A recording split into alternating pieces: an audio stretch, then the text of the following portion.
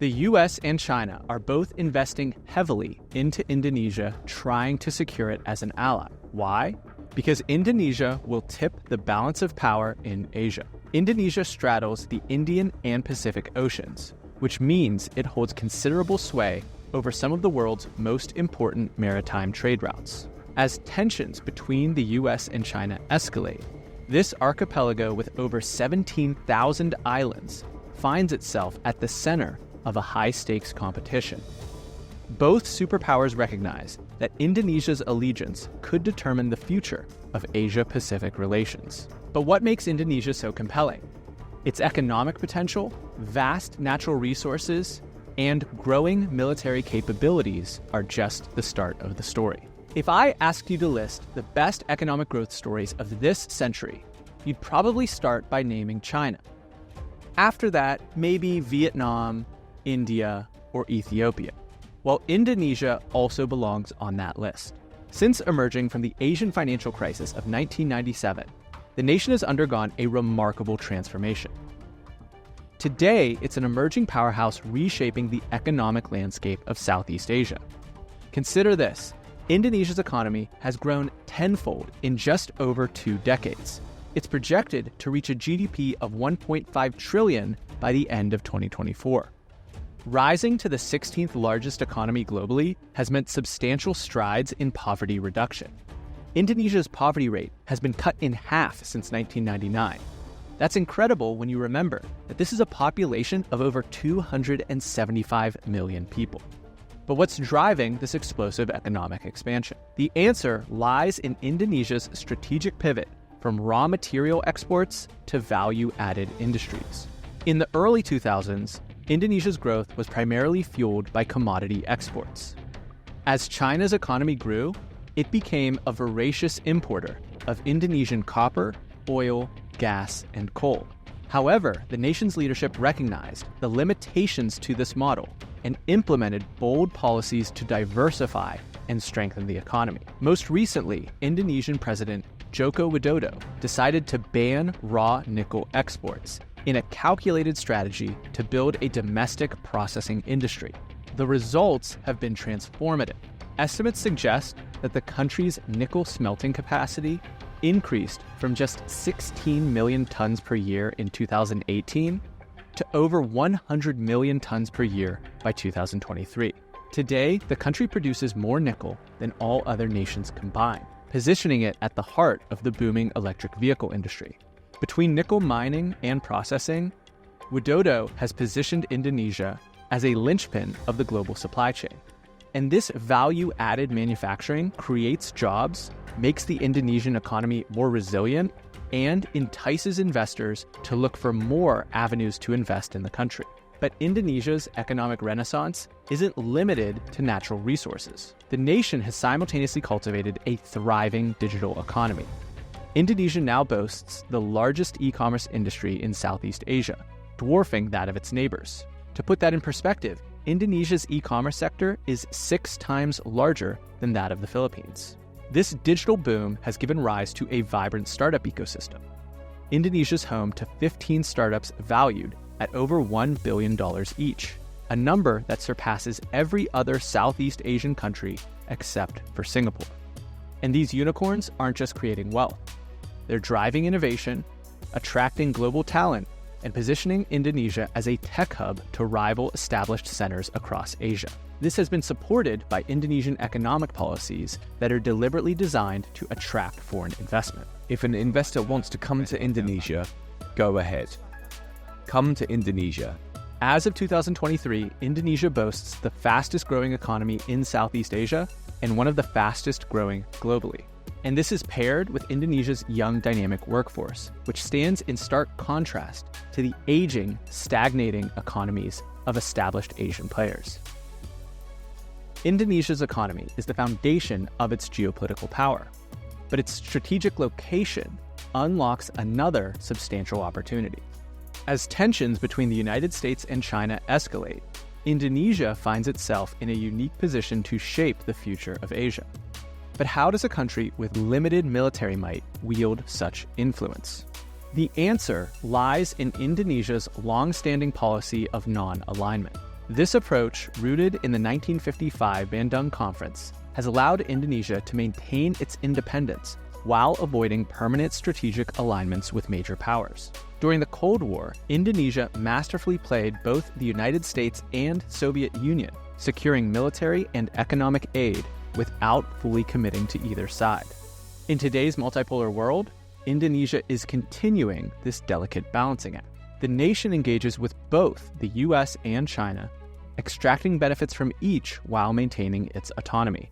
Simultaneously, Indonesia has expanded its annual Garuda Shield joint military exercises to include soldiers from 12 additional countries, including Australia and Japan.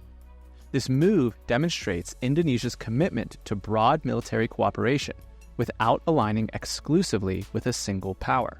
But this non-alignment policy doesn't mean that it's passive on matters of regional affairs. When it comes to territorial disputes, Indonesia has shown a willingness to hold its ground. The nation has refused China's offer to negotiate maritime boundaries and conducted military exercises near the Natuna Islands, signaling resistance to Chinese territorial claims. Yet, China remains a significant economic partner, becoming Indonesia's second-largest source of foreign direct investment and a major participant in infrastructure projects. Since 2013, China has intensified its focus on ASEAN countries, including Indonesia, through massive investments as part of the Belt and Road Initiative. For Indonesia, this has meant funding for the Jakarta-Bandung high-speed railway, Morowali Industrial Park, and the expansion of several Indonesian ports. While the financing comes with strings attached, Indonesia has been able to largely outgrow its debt obligations, a feat that few Belt and Road loan recipients have been able to achieve. Today, Indonesia does over $130 billion worth of trade annually with China, nearly double the amount when President Widodo came to office. But Indonesia can still extract concessions from its partner due to the essentiality of nickel to China's EV industry and Indonesia's strategic value geographically. Since Indonesia is the country that connects the Pacific and Indian Oceans, approximately 60% of all maritime trade passes through Indonesian waters. This makes it the key pivot country in the battle for influence in the Eastern Hemisphere. The United States' strategy of a free and open Indo-Pacific involves partnerships with Japan, India, and Australia, and would become undeniable with the addition of the world's fourth most populous nation. Now, we've already outlined some of China's Belt and Road investments, but the US has also been a beneficial partner. Indonesia benefits from the US generalized system of preferences, allowing duty-free entry for over 3,500 Indonesian products into the US market. Indonesia is also part of the U.S. International Military Education and Training Program, which has helped modernize its military. As tensions simmer in the South China Sea and great power competition intensifies, Indonesia is quietly modernizing its armed forces in the background. Is it preparing for war? Hopefully not, but this military transformation is a calculated move to make it a credible threat to deter foreign powers meddling in Indonesia's neighborhood. In 2023, the country approved a 20% increase in its military budget as part of a larger, long-term strategy known as Indonesia's Minimum Essential Force Plan. One of the pillars of the Indonesian strategy is sourcing advanced weaponry and equipment from a diverse array of sources. Indonesia's military modernization efforts include the acquisition of 33 fighter aircraft and 103 Leopard 2 battle tanks from Germany, while sourcing Scorpion tanks from Britain. This diverse sourcing of arms serves a dual purpose. It enhances Indonesia's military capabilities while also maintaining strategic flexibility, reflecting its non-alignment policy. By acquiring C-130s and attack helicopters from the US, but missiles and missile systems from China, Indonesia ensures that no single nation can veto its modernization plans or put a cap on its power. This strategy does result in higher costs for maintenance and operation, but Indonesian leadership has judged that that loss in efficiency is worth the strategic independence. Over the past few years, the US has conducted more than 100 military exercises with Indonesia and trained thousands of its officers. It's also exported more than $1 billion worth of arms and equipment to the country to further strengthen its ties. With approximately 400,000 personnel, Indonesia boasts one of the largest armed forces in Southeast Asia, and a sizable, modernized military is essential for the region's most pressing security challenge: territorial disputes in the South China Sea. While Indonesia is not a claimant on the most contentious areas of the South China Sea, it has faced pressure from China over maritime boundaries near the Natuna Islands. In a show of resolve, Indonesia conducted military exercises near these islands in June of 2020, shortly after refusing China's offer to negotiate maritime boundaries. The South China Sea issue exemplifies the delicate balancing act Indonesia must strike in its foreign policy. While maintaining economic ties with China, Indonesia has shown willingness to stand firm on issues of its sovereignty. This stance was further reinforced when Indonesia doubled down on its plans to turn the Natuna Islands into a special economic zone, despite Chinese demands to stop drilling for oil and natural gas in the area. This exemplifies how Indonesia's hard power goes hand in hand with its economic development. A credible military means it can do what's best for its people. There are a lot of people in Indonesia. With a population of 277 million, it's the fourth most populous country in the world, and the country's demographic profile is particularly favorable for economic growth. Unlike many developed nations grappling with aging populations, Indonesia boasts a relatively young workforce. This demographic dividend is expected to fuel Indonesia's economy for at least the next half-century, giving it a significant edge over countries like Japan and South Korea, which are facing labor shortages and increased social costs due to their aging populations. Meanwhile, Indonesia has the workers to support increasing industrial demands. This should ultimately grow its middle class into a legitimate economic driver, fueling domestic consumption and creating a viable internal market. As more Indonesians join the ranks of the middle class, the demand for goods and services is surging, creating a self-sustaining cycle of economic growth. Indonesia's GDP per capita is already twice that of India's, and there is considerable upside yet to be realized. In order to fully leverage its demographic dividend, the country is working to reform its education system, which lags behind many regional competitors. Only about 10% of Indonesians speak English, which remains the de facto language of international business. This language barrier could potentially limit Indonesia's ability to fully integrate into the global economy and attract foreign investment. Progress has been slower than desired, and Indonesia still trails behind regional rivals like India in terms of an English-speaking workforce. But the age of the internet and artificial intelligence may render that less of a disadvantage as the decade goes by. Ultimately, there is very little standing between Indonesia becoming one of the world's 10 largest economies. Now, there are a few hurdles that Indonesia must overcome. The first is its geography. The country's population is spread across more than 17,000 islands, making nationwide development a complex and costly endeavor. It also makes inequality between rural and urban centers particularly severe. Java, the most densely populated island, produces about 56% of all of Indonesia's rice and contains more than half of the country's population, despite comprising less than 7% of Indonesia's total land area. This concentration of population and economic activity presents both opportunities and challenges for balanced national development.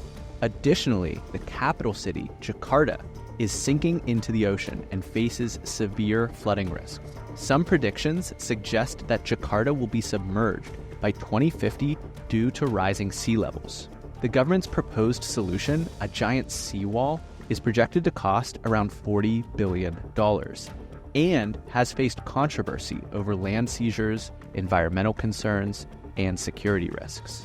Leaders have also explored moving the capital to another island that would also cost tens of billions of dollars and create a honeypot for exploitation and bribes. Corruption continues to plague Indonesia's political and economic landscape.